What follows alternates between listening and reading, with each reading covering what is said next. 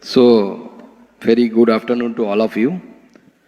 This is the 9th road show of the Ministry of Donor, and as you know, these road shows are organized to attract the investment in the northeastern region of the country, which is well connected with the state of West Bengal.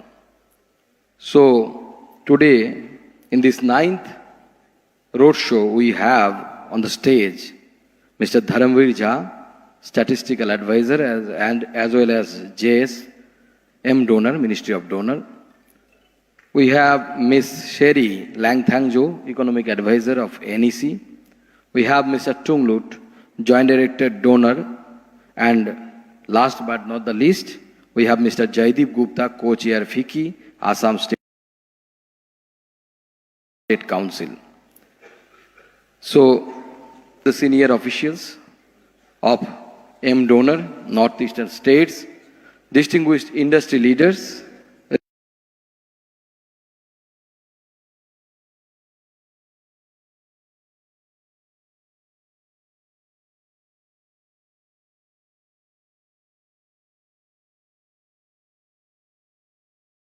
representatives from FICCI, Invest India, and ladies and gentlemen.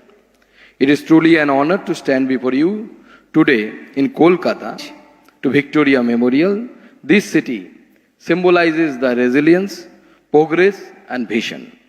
Today, we are here not only to acknowledge its historical significance, but to highlight the immense industrial potential of both West Bengal and Northeast India.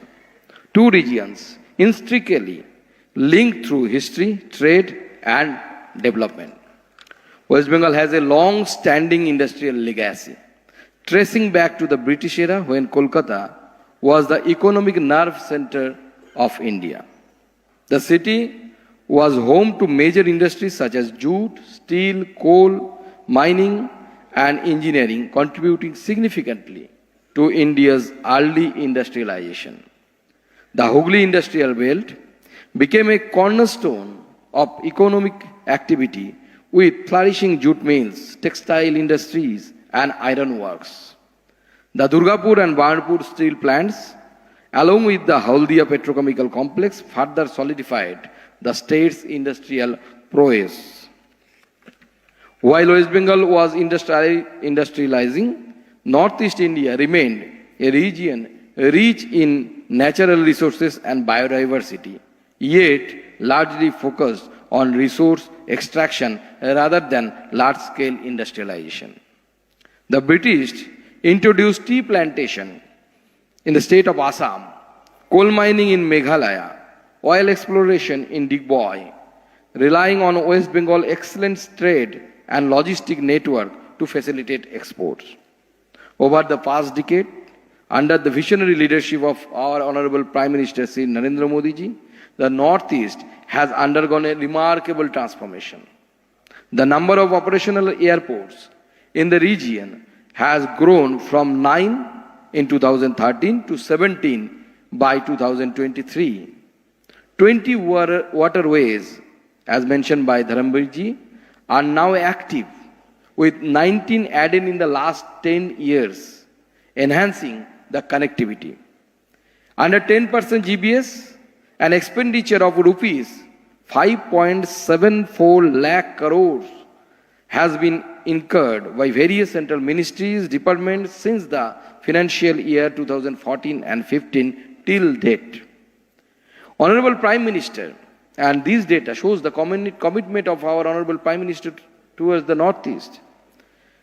Honorable Prime Minister Narendra Modi ji has visited the Northeast region 60 to 70 times, which no PM has done so far. This is the kind of commitment he is having with this Northeast.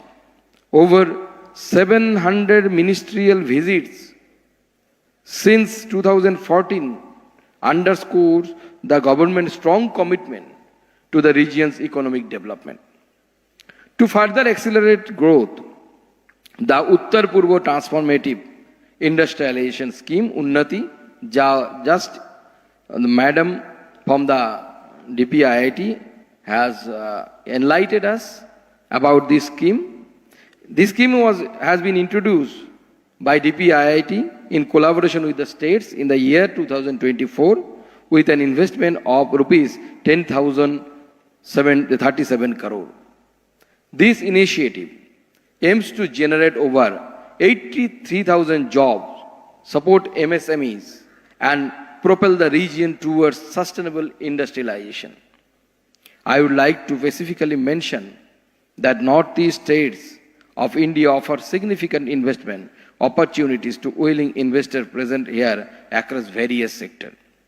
If we talk about Arunachal Pradesh, the hydropower, tourism, agriculture, horticulture. If we talk about Assam, oil and gas, tea, bamboo, petrochemicals, as well as tourism. Manipur is the hub of handlooms, handicrafts, food processing, bamboo, waste industries, as well as the IT. Meghalaya, you can invest in cement tourism, cement industry, tourism, agriculture, and horticulture. Mizoram, you can invest in bamboo, handloom, agro-processing, and tourism. Nagaland, agriculture, food processing, handloom, handicrafts, and tourism. Sikkim, organic farming, the first state of our country which transformed themselves into an organic state. Tourism, hydropower, as well as the pharmaceuticals. Tripura, good for rubber, bamboo, tourism, and as well as the IT. Each of these states is benefiting from India's Act East policy, improved connectivity, and government incentives for investment.